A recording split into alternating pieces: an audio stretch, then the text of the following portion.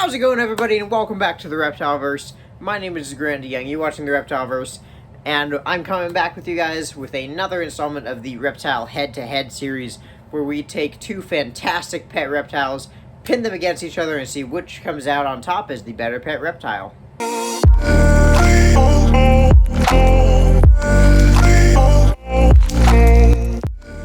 So, in today's head-to-head, we have the spotted python up against the ball python, the most popular pet reptile in the world. And now, I actually don't have a snake with me in this video because my ball python is still loose in this basement somewhere, and I don't have a spotted python. Now, if you'll remember, we break this series down into our 5 categories, which are temperament, feeding, housing, variability, and the wow factor. So, let's just jump right into the video. Alrighty. So, temperament. Now, ball pythons have their reputation for being very, very docile snakes. Snakes that are very content just to be held. A lot of people call them a movie snake because you can just sit, hang out, and watch a movie with them in your lap, and they won't go anywhere. Which, in my experience, is true. I have maybe been bitten by one ball python, but there's always the oddball that's really defensive. But for the most part, the ball python is a very, very laid-back, very docile animal. I'm very comfortable when I take a ball python to a program that I can hand it off to absolutely anybody there and have no issues. Don't have to worry about Dark Eyes, my ball python, biting anybody. She hasn't bit anybody in 10 years of having her. And this is largely why ball pythons are such popular pet reptiles. Because no matter if you are the best keeper in the world or an absolute newbie, nobody wants to get bitten by snakes. Nobody enjoys it. So having a snake that isn't going to bite you is definitely a plus. Looking at you, Nettlebrand. For those of you who are new here, that is Nettlebrand, the yellow anaconda. And he is not handleable. Now, on to spotted pythons. So, spotted pythons are very docile snakes as well. Typically, they're very docile. I have run across a couple that can be kind of nippy, especially as babies. As Clint from Clint's Reptile says, when you noodle with the head, the world is a very scary place. And when you're a baby noodle with the head from Australia, the world is a really, really scary place. So, it's only natural for these snakes to have that built-in instinct to defend themselves. But with regular handling, you can definitely desensitize them to that and get them very, very good with handling. Most adult spotted pythons or other Antaresia snakes that I see in general are very laid back. They are very, very docile. And I have rarely, if ever, seen one that, as a full-grown adult spotted python, is a really nippy snake. I've only really been bitten by the babies of this species. But for the reasons I've just listed, the ball python is going to come out with the first victory of this reptile head-to-head, which leaves the scores right now at 1-0 in favor of the ball python. So on to category 2, which is feeding. So this is where ball pythons kind of get a bad rap as being good beginner snakes. Well, this and a couple of other things I will get into later in the video. Ball pythons have their incredible reputation for going off food. Some people have ball pythons that'll go off food for 6 months at a time. Some people have ball pythons that never go off food. Personally, my female ball python, Dark Eyes, she goes off food for a few months every year. And it's not the end of the world at all. She always retains that body weight just fine. She's always really healthy. But it is annoying. It's annoying to defrost frozen rodents and then your snake not eat them. Because I don't really have a garbage disposal snake that's able to eat the size of food that she does. So I just have to throw out her quail or her rat or whatever she's being fed at any given time. So it is a very normal thing to have happen. If your ball python goes off food for a month, it's not the end of the world. If they go off for more than that and they don't normally go off of food, then you might want to seek veterinary help just to be sure that nothing's going on. But 90% of the time, there's not going to be anything wrong with your ball python if it's gone off food for just a little bit of time. Not something you need to worry about in the slightest. Now, on to spotted pythons. Spotted pythons, from the research I've done, just talking to people who keep them, because again, I don't personally own one, are very good feeders. They are really good at taking meals, and being a smaller snake than a ball pythons typically get about 4 to 5 feet, and over 1,600 grams, because they're very fat snakes, so they need large prey items. Spotted pythons stay a little bit smaller. Sometimes they can be a bit closer to the same length as a ball python, but they are very skinny snakes, so they don't need very large prey items. So they're definitely cheaper to feed. And not only that, from what I've heard, they are pretty good at taking food. You might have one go off food occasionally, but it's not very common from what I've heard. So in that aspect, if you want a snake that's most likely going to eat all the time, a spotted python is definitely the better option for you over ball pythons, which, again, have a very, very good reputation for going off food randomly, just for whatever reason. So for all those reasons, the spotted python is going to squeak away with the second victory in this reptile head-to-head, making the score 1-1. Alrighty, so on to housing. Housing is a very touchy subject with ball pythons especially. I mean, of course there's going to be controversy about it. So many people keep ball pythons, so many people have their own opinions on how you should house them. My personal opinion, 4x2x2 is the minimum size enclosure for an adult ball python, whether it be a male or a female. The standard that we go by here at the Reptile-verse is the snake should not be longer than the length of their enclosure. So honestly, Dark Eyes being about 5 foot, I'm planning on getting her probably a 6-foot enclosure sooner rather than later, in the process of looking for somewhere else to move. So when we get the new reptile room, I'm going to get her a 6x2x2, because when it comes to snakes, yes, bigger is better. A lot of people say the snakes will get way too stressed out if they're in a bigger environment.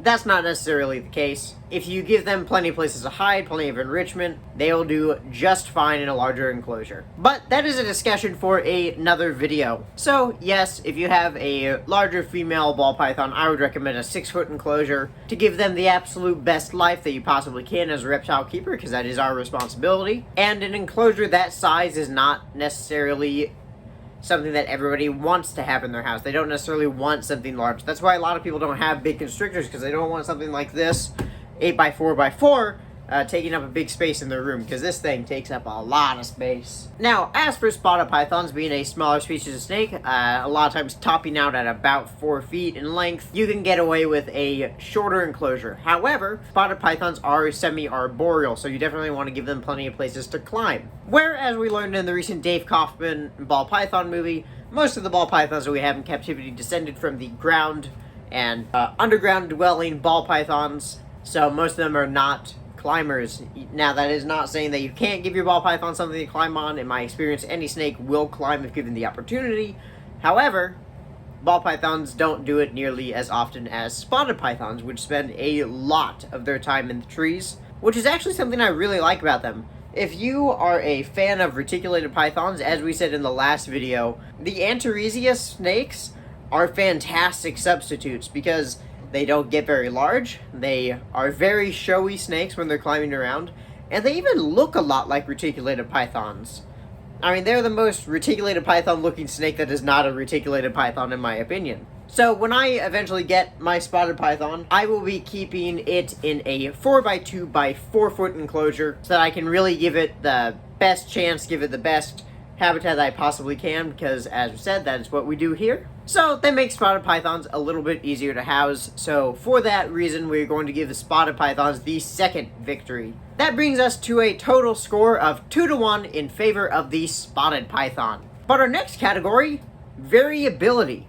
So variability in ball pythons is legendary. We have been breeding them for so long. We have so many color combos, so many pattern morphs, that you can go to Reptile Expo and find a ball python in any color that you want. My personal favorite is the Batman ball python. They are absolutely incredible looking. I personally only have a normal right now.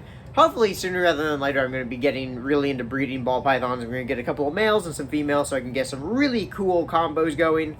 But they definitely have a ton of morphs to choose from, whether you want a yellow one, an orange one, a white one, a pied. You can get any of these snakes that you could possibly want. You can even get really dark, like black ones. So are you getting what I'm trying to get at here? There's a lot of ball pythons. There's a lot of ball python morphs out there. So when we get to spotted pythons, they fall a little bit flat here, because spotted pythons, if you live in Australia, you can't get a ball python anyway. But if you live in Australia, there are quite a few morphs of the different Antaresia species. However, if you live in the States like we do, because there is no exportation of exotic animals from Australia, you are not going to really find very many spotted python morphs. I think I've seen a couple, maybe, but definitely not nearly as many as you would find with the ball python. So this is a really easy victory for the ball python in the variability category, which brings the score 2-2 in this reptile head-to-head. But there's another category, so let's just see which snake comes out on top. Really quick, before we get to number 5, I want to ask all of you to go down below, click the like button, subscribe, turn on the bell notifications so you don't miss a video from the Reptile-verse. We are right now, as of filming, 30 subscribers away from 1,000. Can't believe that we've made it this far. When I started this channel, I really never believed that I would get this close to 1,000 subscribers, so thank you all so much. Whether this is your first video, whether this is your 10th video with me, I love every single one of you, so definitely hope to see you in the future. Now, the wow factor, which is my personal favorite category here. This was a very, very difficult category for me to decide when I was making my notes and doing my research for this video, because while spotted pythons and ball pythons get similar in length, ball pythons again being a little bit bigger and fatter, they were definitely a more substantial snake, but these spotted pythons can still get pretty large. So neither of these snakes is going to be a disappointment if you pull it out at, say, a reptile program like I do. So I decided to really think about what makes each of these snakes unique. So ball pythons, being from sub-Saharan Africa, they have, again, they're beautiful patterning, pretty decently sized snakes, and they will just kind of sit there. However, spotted pythons are a member of the Antaresia family, which is the smallest group of pythons in the world, having spotted pythons, children's pythons, Stimson's pythons, and anthill pythons. Those are the 4 smallest python species in the world, which is really, really cool. So what it really came down to was I decided to put this to the test. The last program I did, I took a ball python, Dark Eyes, and my friend's spotted python, Charlie, to a reptile program and showed them both off just to see what the kids that I was presenting to were more interested in. And maybe surprised, but while they did really like Dark Eyes, a lot of kids took pictures with her, a lot of kids held her, a lot of kids wanted a ball python after that program. I noticed that more of the people who were a little bit more afraid of snakes were willing to come up and meet Charlie, because he is a full-grown male spotted python. He is about 4.5 feet long, which is a pretty big spotted python, and about that big around. A lot more people were willing to come up and hold and pet this little bit smaller snake, and they were all really interested in the fact that they are one of the smallest pythons in the world. So the kids have decided this category. Conservation and education, both of those go hand in hand with one another, so teaching these kids about these animals is incredibly important to me. And because I was able to get more people interested in the snakes I had with the spotted python than with Dark Eyes, I'm going to give the spotted python the victory in the wow factor category. But again, it was a very difficult decision because these are both amazing snakes. But that means that the spotted python is the victor for this reptile head-to-head, winning 3-2, a narrow victory for the spotted python, but a very well-deserved victory at that. Don't get me wrong, I love both of these snakes. I can't wait to eventually get a spotted python, as I've said. But if you're trying to decide between the two of these snakes, I hope this video helped you out. Definitely go do your own research on them. Go watch and read some care guides. Talk to people who keep these animals, because neither of these was a care guide, obviously. But I hope you all got some good information from it. So, if you enjoyed this video, click the like button if you haven't done so already. Highly consider subscribing to the Reptile-verse. New reptile-related videos twice a week. If you would like to support what I am doing here, definitely go down in the description below. You can find a link to the Discord server and a link to the Patreon page. You can join the Discord for free and Patreon for as little as $1 a month. In the description under those links, you'll find a link to go support USARK, the United States Association of Reptile Keepers. Go follow that link, show them some love more than anything. We need the support now more than ever as a reptile community. And you'll also find links to all of the royalty-free music that I used in this video. So I think that has covered about everything. My name is Grant DeYoung. You've been watching the Reptile-verse. Peace out, YouTube.